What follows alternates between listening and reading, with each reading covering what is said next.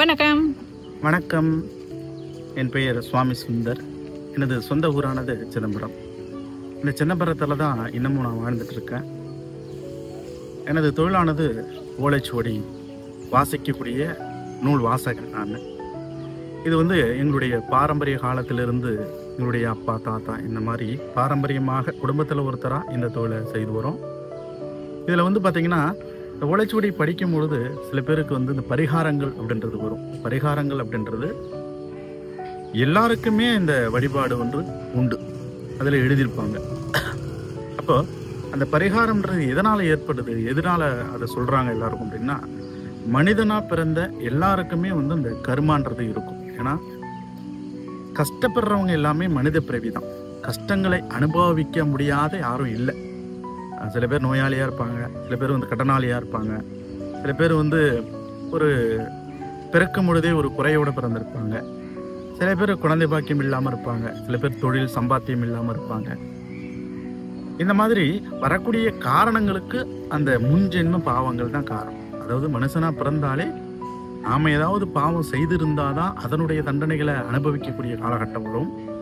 அந்த தண்டனைகளை அனுபவிக்கக்கூடிய காலகட்டத்தில் தான் நீங்கள் எங்களை நாடி வரக்கூடிய ஒரு பாக்கியம் உண்டு.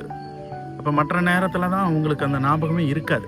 அப்போது அந்த கஷ்டங்கள் வரும் பொழுது, குழப்ப நிலை வரும் பொழுது, எனக்கு ஏன் இது நடந்தது, எனக்கு ஏன் அந்த விபத்து நடந்தது, எனக்கு ஏன் இந்த நோய் வந்தது அப்படின்னு நீங்கள் கேள்வி உங்களுடைய மனசில் ஏற்படும் பொழுது தான் இந்த ஓலைச்சுவடியை பார்க்கணுன்ற ஒரு விதி பிராப்தமும் இருக்குது. அது தானாக வரக்கூடிய அமைப்பு கிடையாது. அந்த கஷ்டங்கள் தோணும் பொழுது, மனசில் ஒரு கேள்வி எழும்பும் பொழுது தான் ஒரு ஜோதிடர், ஒரு பாம்லி ரீடரை நீங்கள் பார்க்குறீங்க.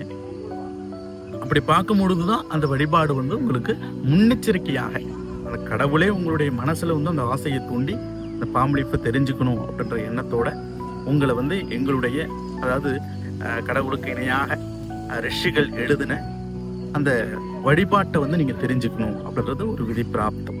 அப்படி தெரிஞ்சுக்கும் பொழுது அதை செய்யாவிட்டால், அந்த பரிகாரத்தை நீங்கள் செய்யாமல் போனால், அது சூழ்நிலைகளாக இருக்கலாம், இல்லை உங்களுக்கு விருப்பம் இல்லாமல் இருக்கலாம். அப்படி செய்யாமல் போனால் அவங்களுடைய அமைப்புன்றது அந்த கஷ்டத்தை கடந்த பிறகுதான் அந்த பரிகாரத்தையே செய்யணுன்ற ஒரு அமைப்பாக இருக்கும். சில பேர் கஷ்டத்தை கடந்த பிறகு எனக்கு இதெல்லாம் நடந்துருச்சு, அதே போலயே நடக்குது அப்படின்ற ஒரு எண்ணத்தோட அவங்க பரிகாரம் திரும்பவும் செய்வாங்க, இல்லை ஆலய தரிசனங்கள் பண்ணுவாங்க. அதே போல் செய்தவங்களுக்கு நன்மைகளும் நடக்கும்.